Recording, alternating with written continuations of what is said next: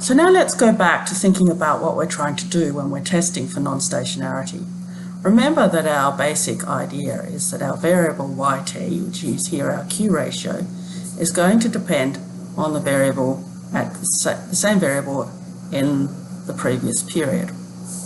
And when something is non-stationary, then the relationship between yt and the previous period will be such that p equals 1 or rho equals 1. We know if this is the case, this particular regression will not be well formed because these errors will not have a stable mean and they will not have finite and stable variance. So those two conditions will be violated if this rho does in fact equal 1.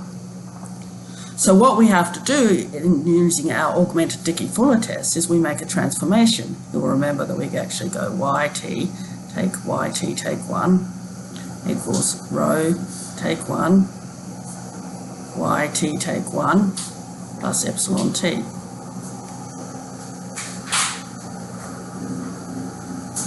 And then we're actually able to look at the regression of yt, the change in yt on what we usually just write as a single parameter, but it's actually the parameter rho take 1, yt take 1, plus epsilon t.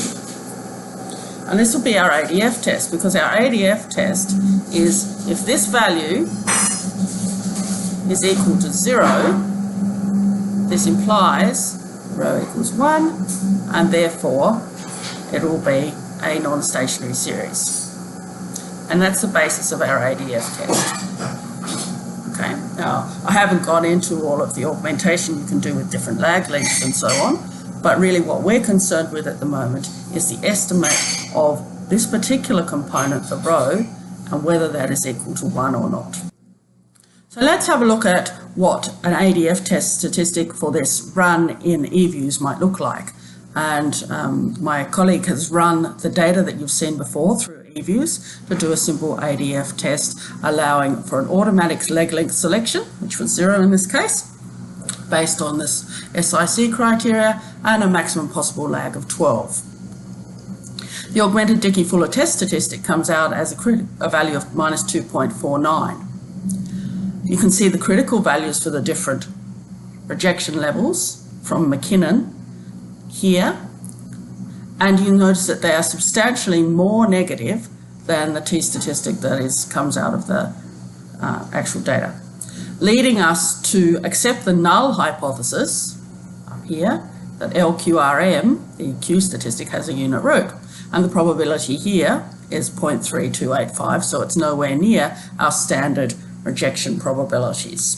So based on these data, we would expect to accept that the Q ratio has a unit root. Right, so now let's look a little bit more closely at that. If we scroll down a little bit further in the ADF test results that eViews produces for us, we will see the specification of the equation that we wrote down before.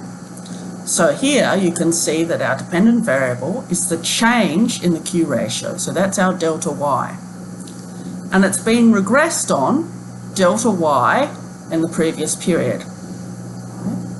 And because we've looked at our data, you remember that we didn't think it went through 0, so we've got a constant term, and we were a bit concerned that we had a trend.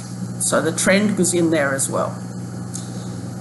So we've used a constant plus trend specification form for the Dickey-Fuller test. You can come over here and look at these t-statistics, and you can see that the t-statistic here on the lag-dependent variable is minus 2.4983. Okay, that was our augmented Dickey-Fuller test. That's the statistic we actually use. But this probability is wrong. And we know that because we know that the ADF statistic has a completely different distribution. So that's why we get the component that we saw on the previous page with a different probability.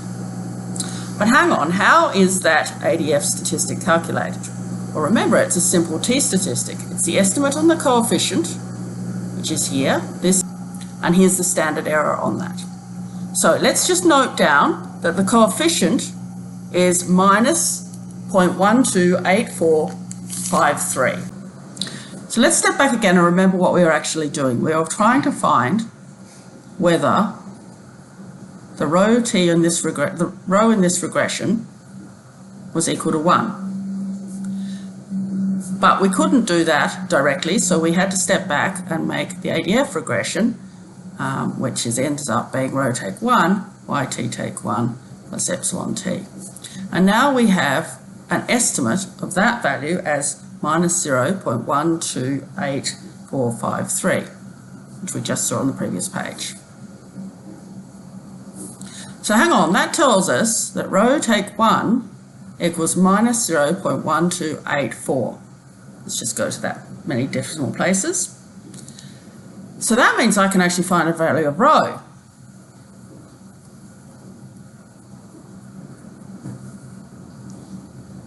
And as soon as I do that, I find that row equals 0.872. Okay, so now when I look back at my original regression up here, I'm saying yt equals 0.872 yt take 1 plus epsilon t. Then we have the issue, is that what we care about? Do we actually want that to be 1? The problem is that the coefficients estimated through the Dickey-Fuller test have a standard error that allows this to be seen as insignificantly different to 1. But the reason for that is about the estimate of the standard error. So it's not necessarily true that we would always think that this is equal to 0.872 is equal to 1. In fact, we might really well think that that is a series that has a lot of autoregression rather than having unit root properties. And so this is where the problem comes in. We can formally get an ADF test that has a unit root outcome, whereas the actual properties of the data, when we back it back to figuring out what row actually is, do not look really as though we'd want to model it with row equals to 1. So it becomes a problem around what do we want to do.